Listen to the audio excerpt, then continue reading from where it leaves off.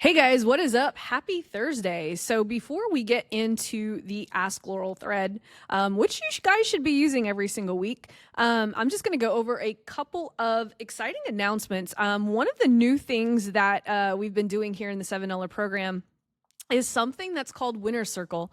And so if you go into the featured section, you're going to find the latest episode where my girl Amanda went from 2 to 3 times her return on ad spend, which, by the way, she says in this interview that she used one of the ads, the ad scripts that's here inside the $7 program, and within 5 minutes got her first sale. And so she's literally using the frameworks here in the $7 program. But when she launched another type of campaign, by the way, that's also in the $7 program, her ROAS went to 20 almost immediately. And so inside this video, she actually not only walks you through the resources that she used inside the $7 program, we actually cracked open the content manager, and actually she walked you guys through an ad. And by the way, she has her own little twist on the way that she did that ad, and she explains it all in this. Now, if you aren't checking the featured section every single week, you absolutely should be checking the featured section every week, because this is where you're going to find any important announcements.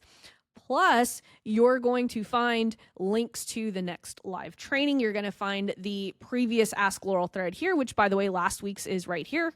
This one that I'm doing right now is going to replace this one, but you can always find the replays right there on the front homepage of my YouTube channel. Just go to youtube.com/The Laurel Show. By the way, you want to be, if you go to youtube.com, let's go here, youtube.com/The Laurel Show. You definitely want to subscribe to my YouTube channel if you are not subscribed, because there is a lot of content that I put out that I definitely don't want to overwhelm people. But for those of you guys who want more content, definitely subscribe to my channel. I've got a lot of really cool trainings out on the YouTube channel. I go a little bit deeper.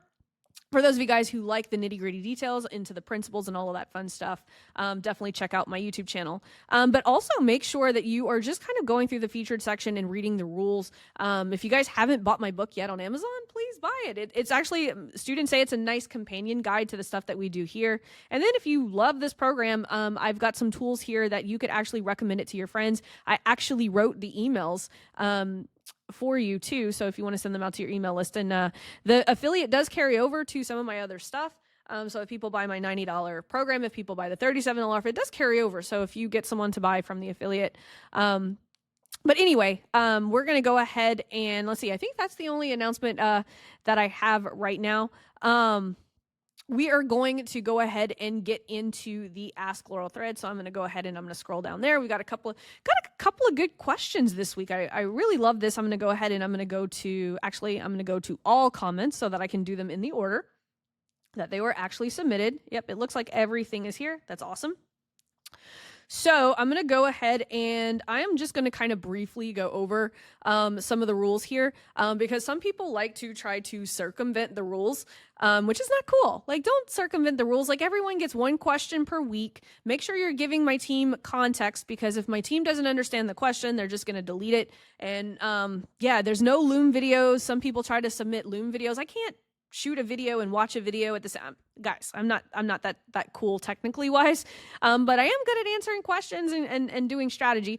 Deadline to submit is Wednesday at 5 o'clock. Sometimes it's a little earlier if I'm traveling. Sometimes it's a little later too. But one of the hacks that a lot of my students like to do is set their alarm on Wednesday morning, and they just say, hey, do I have something to ask Laurel? Go to the Ask Laurel thread. That way they never miss the deadline. And then I answer them live here on Thursday on YouTube. I have not figured out how to go live in the Facebook group, but I kind of like going live on the YouTube. Everyone gets value out of it. And then I just post the replay here. So I'm kind of liking that, that cadence.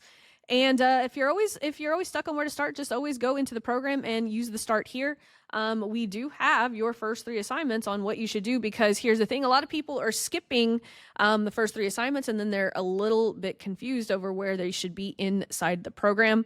One of the rules, though, I'm actually going to scroll quickly back here, okay? Because we have hit capacity here inside the $7 program, We are doing something that my mentor taught me, and it's called engaging the field. And so if you have ever had a question that you maybe posted in the group, right? Because you can not only ask me questions, but you could ask my community. A lot of these people in the community have been with me for years. And so there are some people in this group that are probably better at the ad placement and the tech than I am. So go ahead, like always feel free to ask the community as well. But if you want a guaranteed answer from Laurel, me, you always want to put it in the Ask Laurel thread. Most of the time I don't look at any other stuff other than the Ask Laurel thread. Sometimes I do. Sometimes I'll answer things that I deem super important because I want people to not get the wrong idea. Because guys, I will warn you, there are some people who kind of give not so great advice. So if you always want, a verified answer, I can only validate the advice that I give to people. I cannot validate anyone else's answer. So, but anyway, one of the things that I do ask is that you do something, engage the field. This is something that I learned from my mentor, Nick Peterson. If you haven't read this thread yet, that is in the featured section, take a read, because some of you guys are asking questions in the group that actually violate the rules that we've set for this community. And, that's why your post isn't getting through. So I just kind of wanted to back that up. Like we're all about going and getting your own data, because here's the thing. You can have two people who are in the same niche, like two fitness coaches, and the same type of content doesn't work for both of them. Or the ad manager does in a different way, or their cost per lead's different. Everyone's different. It doesn't matter how close of a niche you are. The ads manager always is going to act different. And so until you go and get your data, any type of advice that I give you is just like guessing, right? And we never want to guess. I try to not ever guess for my students. Like I always want to look at data and help them make the right corrections. And so that's why we have that rule here. So I'm going to go ahead and I'm going to go to Adrian, who, by the way, is a rock star student. Comes to every single coaching call, uses the Ask Laurel thread every single week. So let's take a look. She says, I'd love feedback on my 3 problems and the specific problems underneath. Are they clear enough? Do I need to go deeper? Let's check it. Oh, Adrian, broke my heart. Look at this. You did not give me access. So anytime that you're sharing a Google document, make sure that you set it that anyone can view. I'm so sorry. That breaks my heart because I love Adrian so much. Let's see. Thomas says, I'm in the $7 program and I bought into your method. Awesome. How viable is it to sell a $747, $997 membership using ads? It's very viable. That's how I sold Lean on Laurel for a while. Is the ad spend likely to be too expensive to justify using ads without a higher ticket option? No, this is a mid-ticket offer. As a matter of fact, mid-ticket offers, honestly, with my method, that's actually my favorite place to start is mid-ticket, because when you're having messenger conversations, it's really easy to sell people into a membership. By the way, like I sold my Lean on Laurel program through the messenger I don't think I've ever sold. And, some students can correct me if I'm wrong. Maybe I did at one point. I don't think I've ever sold Lean on Laurel with a phone call. I think I've always done messenger conversations. Maybe in the very beginning, it's been so long. I started Lean on Laurel at $197 a month, and then now it's like $1,500 a month. Unless you take me up on the special, which, by the way, if you're in the Blitz and you want in on Lean on Laurel, there is a special. So if you want in on Lean on Laurel during the Blitz and to have me personalize help during the Blitz, you might want to check your email, because I did send a special to get into LOL. But Thomas, yeah, no, it's super viable. I love my methodology for selling things like a mid-ticket membership. So absolutely. This is actually, Thomas, my favorite thing to sell via my strategy. Let's see. Jocelyn says, I'm going through how to close messenger conversations and I'm stuck in the diagnosing a bigger problem.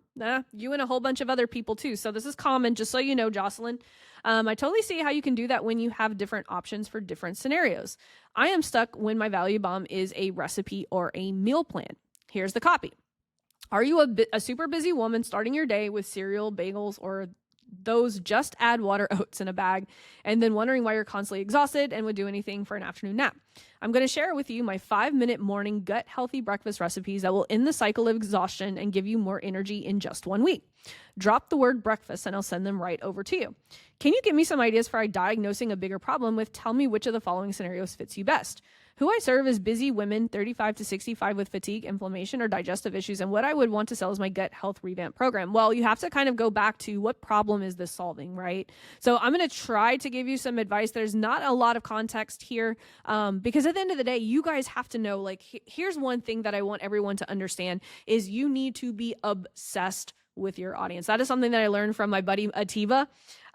He's like, you have to know what freaking color their poop is. And he actually said that in an event and it made me laugh, but it's like, yes, you have to be so obsessed. And so a lot of people ask me the question, Laurel, why, even though all of your programs are on waitlist, why do you still do 2 steps? Like, why do you still have 100 messenger conversations a week? And it's for this reason, because I'm obsessed with you guys. And so we have to be obsessed with our audiences. And how do you become obsessed? Well, you have as many conversations as you can with them.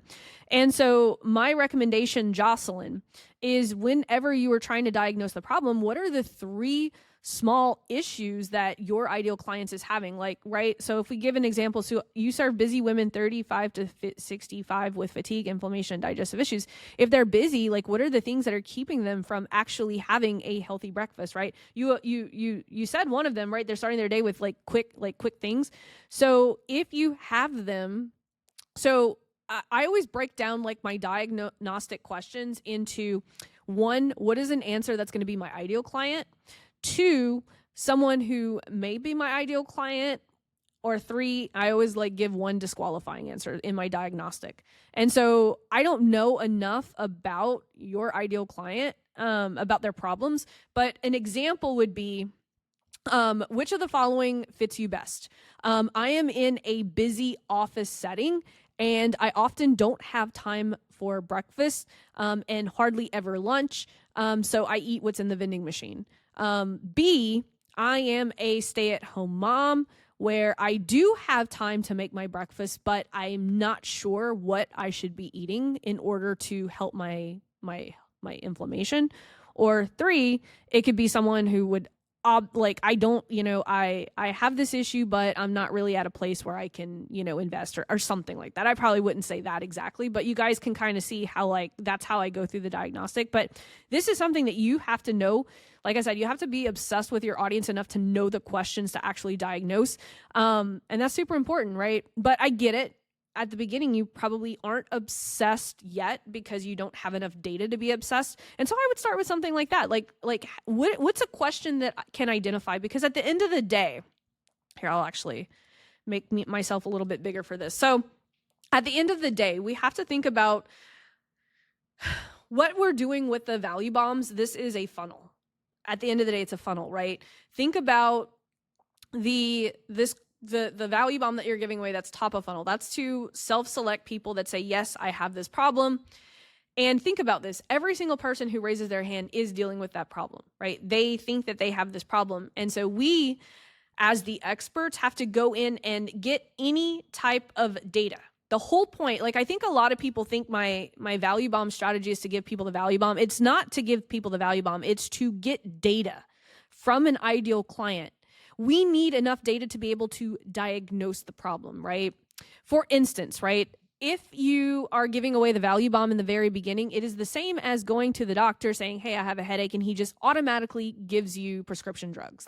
That's not cool, right? And so the reason that people are coming to us in Messenger is because they've raised their hand and self-selected that they have some type of problem. It is our job to ask them the right questions to get enough information so that we can diagnose the actual problem and give them a roadmap of how we can help them on a call or through a more in-depth conversation. Okay. So for example, right, if you are trying to bring someone in from Messenger into a booked call, and it's this scenario right here, you would say, hey, here's the who wants this breakfast? People raise their hand. And then when they get in the Messenger, it says, hey, I see that you would like to try my, breakfast for the next 7 days to see if it heals your inflammation. Before I give you the breakfast, I want to make sure that I'm giving you the right one, because many different women have inflammation for many different reasons. And so if I can get just a little bit of information, I can give you the right diet that's actually going to fit and actually help you in the next couple of days. So if you can tell me a little bit more, which scenario actually fits you best? Is it A? Is it B? Is it C? And then if they say, hey, I'm a busy woman, I rarely have time for breakfast and I rarely have time for lunch. What do, and they pick that one, you come back to them and say, I have a client, I've dealt with this before. It's a common issue. Here's the thing though, like people who are super busy and they haven't had enough time to make breakfast and they haven't had time for lunch. These are the other problems that usually pop up whenever they try to do their own breakfast.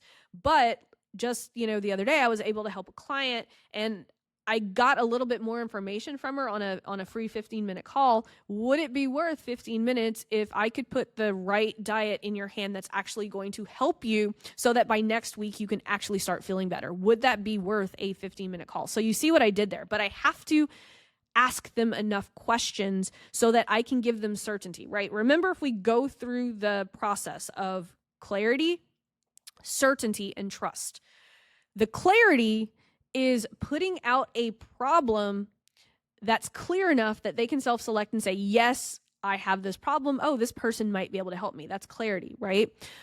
What we want to do in Messenger is give them certainty that we understand their problem and that we've solved this problem before and we have the answer. That is part of the certainty. That is the certainty piece. And that is why the strategy is so powerful, that a lot of you guys are actually missing the goal of that piece. And so the goal of the value bomb is not to give them the value bomb, because the value bomb, again, it's just like you going to the doctor and the doctor's just throwing drugs without even you knowing like what's wrong with you, right? You want that problem solved and you want it solved now. And so the point of the value bomb is to get people to raise their hand so that we can have a conversation and learn more about our ideal clients. It's not about selling them. It's about getting information from them. So hopefully that was helpful, because I'm seeing so many people struggle with this. And so Jocelyn, I hope that helped you. Let's see. Jennifer says, I'd like any additional guidance on how to refine targeting to my ideal client. They're Airbnb hosts, but usually a side hustle to their real jobs. I've been running ads for about 60 days and just finally getting people to ask for my freebie, 1 to 2 a week from my conversion multiplier. Huge win, but still not getting enough to fill my any guidance is helpful. So in order for me to help you with these two things, I don't have enough information. I don't have any information other than you are targeting Airbnb. So a good way to ask this question in the Ask Laurel thread would be, putting together one image that has your targeting on one side and your value bomb on the other. And then I could actually contrast and actually help you problem solve this, but I do not have enough information to actually help you. So if you guys show me so if you guys want me to help you troubleshoot your ads, the best way to do that is to put it all in one screenshot, targeting ad. And then I can kind of help you guys with this. But I have no idea who you're targeting. I have no idea what your ad looks like. I have no idea what your ad says. And so it's really hard for me to help you diagnose this. But hey, the fact that you're getting 1 to 2 conversations a week, I would be interested to know, are the conversations working? Are you able to diagnose anything? Are you able to get them on into a call? So all of these nuances and context help me in being able to help you guys. So if you guys can give me a little bit more context on, because I would love to know how this is going, because if you're already getting, here's the thing, if you're already getting 1 to 2 from this conversion multiplier, if you bang out more variations on that ad, it might be like changing the color. It might be changing the tone. It might be changing something that's going to get you more messenger conversations. Because I always tell my students, if people are raising their hand, there's something there, and we need to figure out what is the thing that's making people raise their hand and do more of that in the next one that we put out. Let's see. Tracy says, hey, Laurel, quick, simple question. I just got a new client that sells luxury yachts between 42 feet and 145. Would your ad strategies work for this type of market? Abso-freaking-lutely, because here's the thing. People who are looking for this type of thing, the best thing that you can do is highlight craftsmanship in the content, right? It's so funny. I was just chatting with my friend Atiba, who was actually walking me through a really cool YouTube sequence that he does organically. And I actually shot it for you guys as he was going over the content. But one of the examples that he used was one of his clients for YouTube organic. Think about this, right? You're asking me if my strategy works. He uses it for YouTube organic, where he's putting out all of these shorts and all of these videos, and it's just concentrating on, like, there's one video he said that they did that was literally installing a doorknob. And he was like, if you think about the B message of that video, is like, if they spend that much time installing a doorknob on a luxury yacht, think about the craftsmanship that has gone into the whole thing. And so this is what my ad strategy is all about. It's about highlighting what problems do you solve, right? Probably a lot of people have bought shitty yachts, right? And so if you take the time and you put out video content about the craftsmanship, the story of the ship, right? The story, it started, built, the framing was built in London by a person who did XYZ. I don't know. I'm just making stuff up. But but luxury items like this, stories sell so freaking well. Craftsmanship sells really well. And just thinking about here's the thing. Anytime someone asks me if my ad strategy works for XYZ, my ad strategy is this. If you guys pull away all of the tactics, everything, this is my ad strategy. We put content in front of people. We retarget the people who engage with more content. That is essentially all my ad strategy is. So in short, Tracy, yes, my ad strategy does work for this, and you're in good hands if you just follow the process. But that's such fun. I love offers like this. They're just so much more fun. Let's see, Ange says, hey, Laurel, I just want to confirm if we need to pay $5 for power content in USD or if we can also use $5 Australian dollars. Yeah, sure. It doesn't matter. Just do it. It's fine. As long as your KPIs, no matter how much you spend, the KPIs and everything are going to be the same. So yeah, if, I have a student who spends, £6 or something, or 6 Canadian dollars because it's more equivalent to the $5. So yeah, as long as you're getting the data and the ad spend that you're putting on is working, then you're good to go. Let's see. Daniel says, let's see.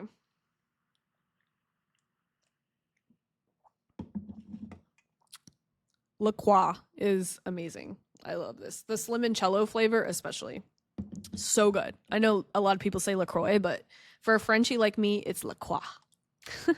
Anyway, so hey, Laurel, I'm in the 7L program and I attended your Zoom a few weeks ago. I'm a non-profit startup coach.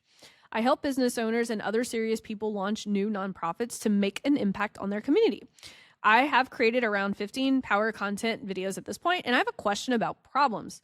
Something that has been a challenge for me, and it applies to other coaching programs I've been into as well, is my clientele is in a transition phase. Whereas an existing nonprofit leader has specific problems, a future nonprofit leader primarily has theoretical problems. Well, that's not true. They have their problems are meeting them where they at right now. Nothing theoretical, nothing futuristic, meeting them where they at right now. Because if they're in a transition phase, what are all of the problems that they're facing in the transition phase?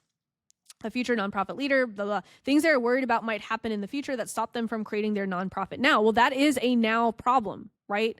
So if you figure out what are all of the problems that they're facing right now that's keeping them from creating their nonprofit, that's where you need to play with their content. For example, they might be worried about how their nonprofit will make money, and that is stopping them from starting one. That is a current problem. That is not a future problem. That is a current problem that they don't know numbers. And so you could actually solve that problem for them. However, there's no real problem to fix for immediate results. Yes, there is. This is an immediate problem. Help them run their numbers. Teach them how to run their numbers before they start the nonprofit. That's easy. Easy profits to solve.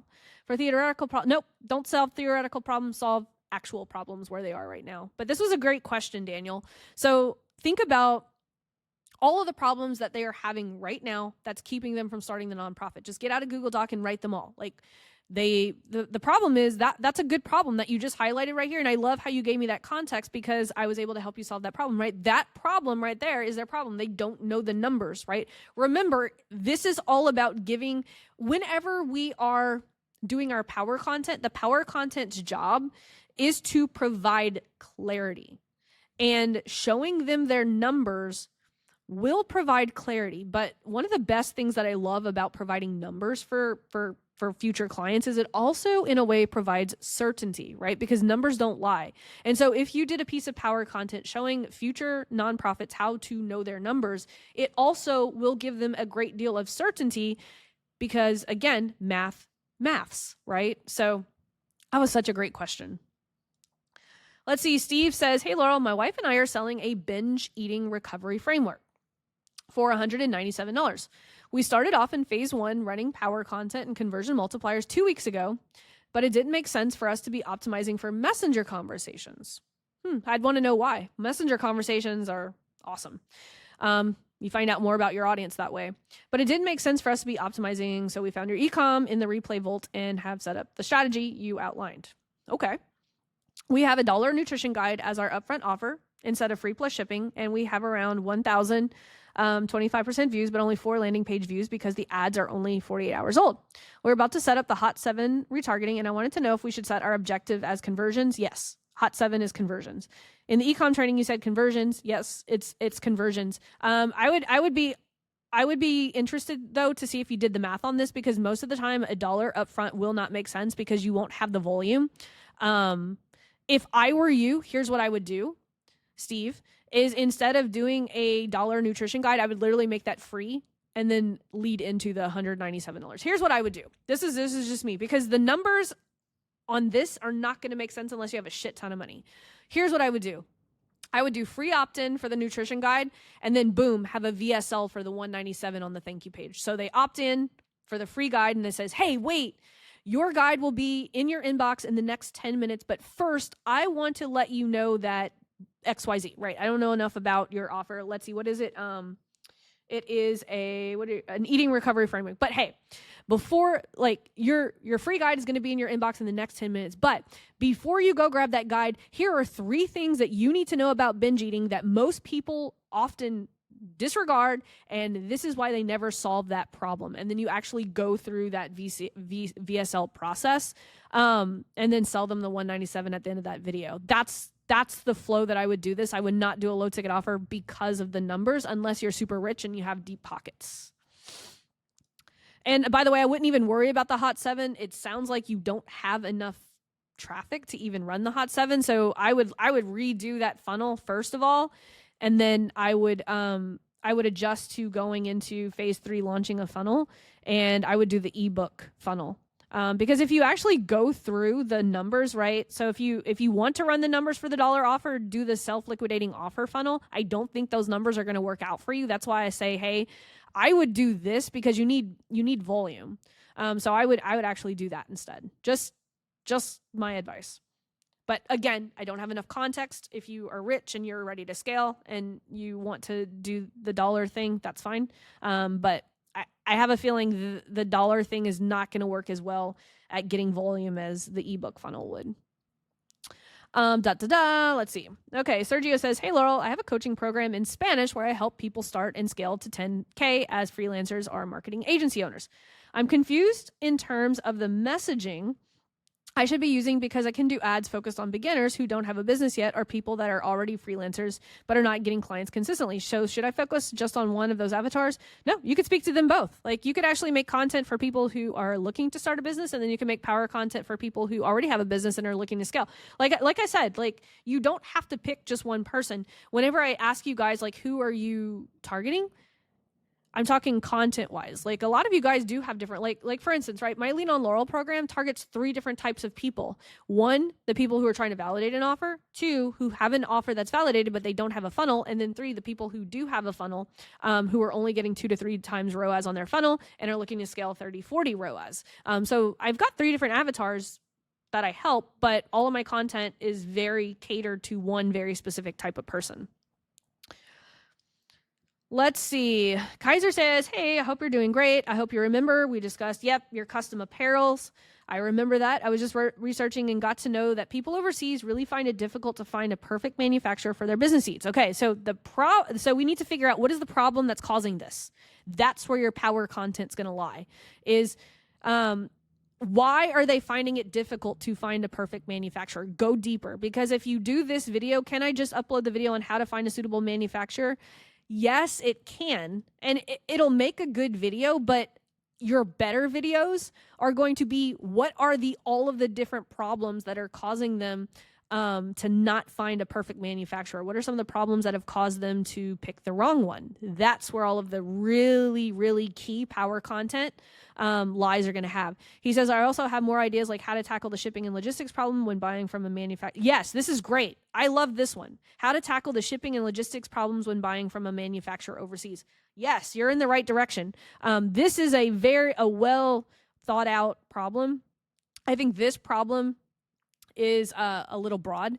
I would say, what are all of the different problems that are keeping them from finding a great manufacturer? And I think this one is a great example of that. Let's see. James says, how do you recommend that I start scaling my low ticket ad budget? Specific details. Oh my God. Okay. So before I shot this video, I actually did a video for my Lean on Laurel students that talks about my entire scaling strategy. James, I will personally deliver that video to your inbox. And if anyone else wants that video, drop a line below right now and I will hook you up with it too. Because there's a lot of context that goes into this and I just shot an updated version. I just need to quickly edit it and then I'll pop it up on YouTube for you guys. And James, I will personally deliver it. And like I said, if anyone else wants me to personally deliver it, just drop a line below this video and I'll hook you up with it. Let's see. Kim says an e-commerce question. Ooh, I like e-commerce questions. We have a $500 a month ad budget. Ooh, that's not a lot for e-commerce. But I have a solution for you. And before running your suggested one campaign, one carousel, two power clips from the e-commerce workshop, should we run preliminary brand awareness ads to start print popularity first to know which art prints? Yes. Okay. So whenever you have an e-commerce product and you have a low budget and you are in the testing phase, I actually recommend an engagement campaign. So what I would do is a targeted engagement campaign, based upon and rely on people sharing the content. And so if you have high-end art, are there high-end arts for dog lovers or like I would like go into all of these like little pocket niches that are that are relevant to the different types of art. And I don't know enough about the art print. I don't, let's see, let's actually go here and I'll take a look at this.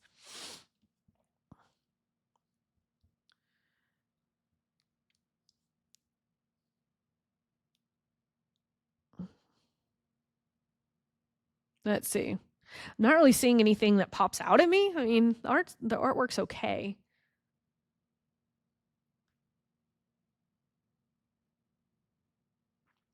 Let's see. Original artwork that adds a pop of color to any space. Who is this for? That's one of the things that with e-commerce, you have to have a target audience in mind, and I'm not seeing the target audience in mind here. Like, who are they trying to target?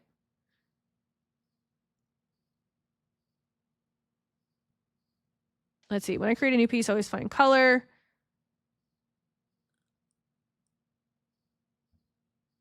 I mean, I guess it would be for people who want to pop a color, but that's very like what is special about it? Like, is it? I know these are luxury. Let's see. I think you said they were luxury. $1 to break even at 2% conversion at $2 per click. Ad budget $15 a day. This is, yeah, you're gonna have to go the engagement campaign route because my e-commerce strategy depends on a much larger budget.